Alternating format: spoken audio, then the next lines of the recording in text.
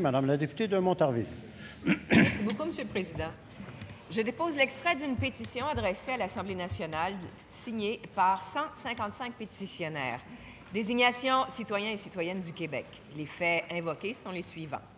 Considérant que seules les municipalités de 100 000 personnes ou plus au Québec ont l'obligation légale d'avoir un vérificateur général, considérant que les organismes supramunicipaux comme les communautés métropolitaines, les conseils d'agglomération et les municipalités régionales de comté, ainsi que les municipalités dont la population est inférieure à 100 000 personnes, ne sont pas soumis à une vérification comptable rigoureuse en matière d'imputabilité des deniers publics qui leur sont confiés, considérant que les municipalités et les organismes supramunicipaux n'ont aucune obligation légale à être sous la juridiction d'un ombudsman afin d'assurer le respect des droits des citoyens dans leurs relations avec les services publics municipaux ou supramunicipaux, considérant que la Commission municipale du Québec a un mandat très restrictif qui se limite à enquêter sur les plaintes visant les élus municipaux et sanctionne les manquements aux règles de leur code d'éthique et de déontologie.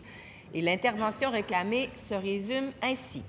Nous, sous-signés, demandons au gouvernement du Québec d'amender la loi sur les cités et villes et les autres législations connexes afin que toutes les municipalités et les organismes supramunicipaux soient sous le périmètre comptable du vérificateur général du Québec. Ce dernier serait chargé d'auditer les municipalités du Québec, les sociétés municipales et les autres organismes supramunicipaux. Et sous la juridiction exclusive du protecteur du citoyen du Québec, afin que ce dernier agisse à titre d'ombudsman impartial et indépendant, dont la mission serait d'assurer le respect des droits des citoyens dans leurs relations avec les services publics municipaux et supramunicipaux. Je certifie que cet extrait est conforme à l'original de la pétition. Merci, Monsieur le Président. L'extrait de cette pétition est déposé.